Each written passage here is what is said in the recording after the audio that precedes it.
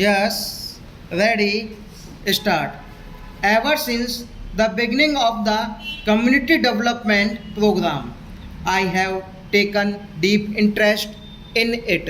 It did much good, but it became clear later that something else should be done to give fresh vitality to our work in rural areas. Its impetus was provided by the Panchayati Raj program, which was not only an extension of community development but was also qualitatively somewhat different. It also went deeper into the roots of our village structure.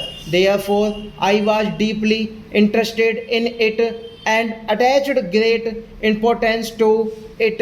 It struck me as an attempt to strike at the roots of our weakness, especially in rural areas. The measure of success it may attain depends on the workers connected with it as well as a large number of others who are closely associated with it. To what extent it has succeeded, it is difficult for me to say without more detailed information, but I am convinced that it is working on right lines, and if the pupil connected with it realize its inner significance, its success is assured.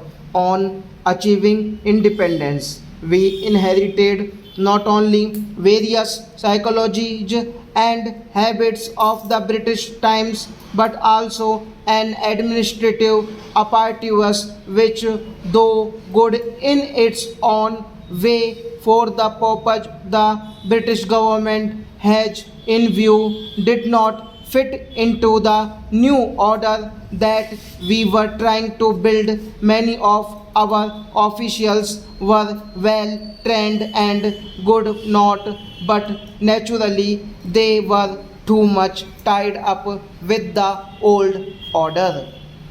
We came to realize gradually that the whole outlook of our administrative structure has to change if real progress is to be made. In particular, it has to change in the lower rank and in rural India. The old attitude was no good. It had to replaced by full identification with the mass of our pupil and a growing responsibility being cast on the pupil themselves. After all, the aim of community development and Panchayati Raj was to develop this outlook and a spirit of self-reliance amongst the pupil. The fact that those pupils were quite often not trained and had other feelings was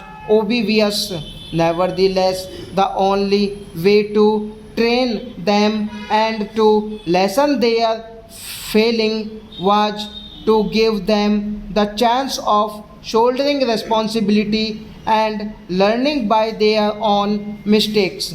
We have to undertake many development schemes, but the biggest project of all is to build them men and women.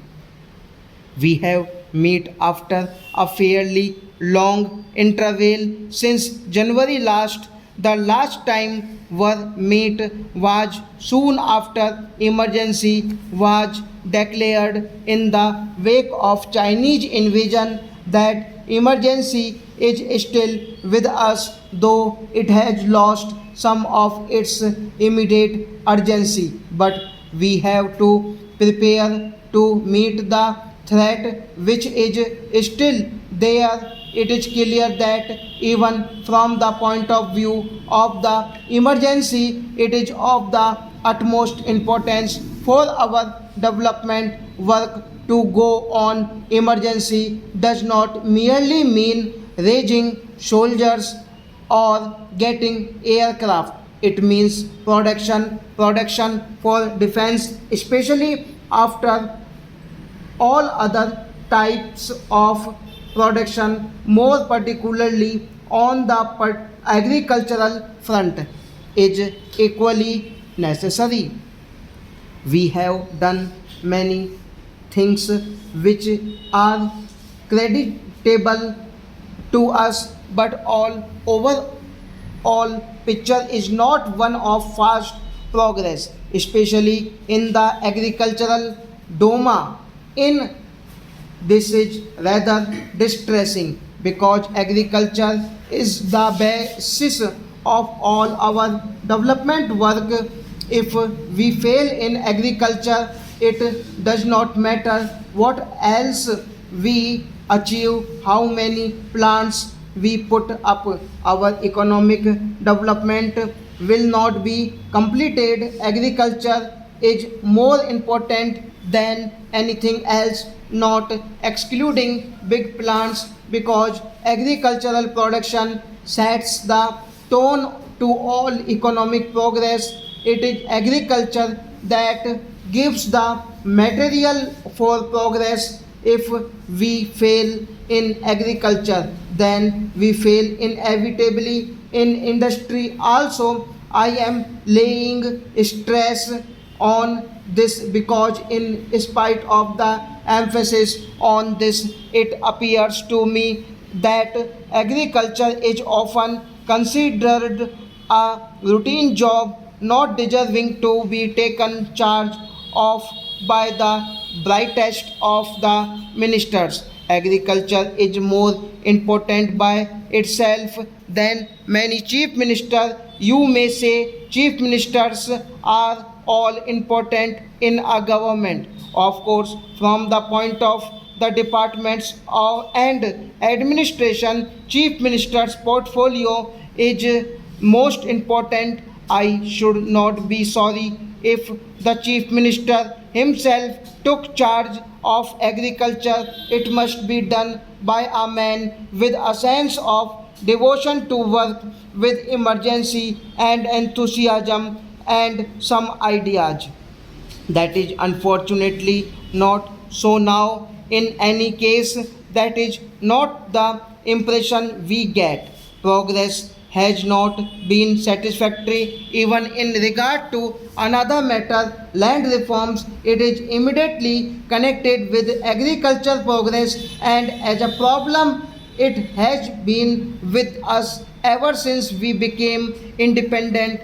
Indeed, even before that, nothing exercised our minds so much as land reform. Most of the states, or nearly all of them, ultimately based legislation, but in some places its progress was held up by the courts until finally it was passed. In Japan, I believe the ceiling on land is 7 acres only. Stop.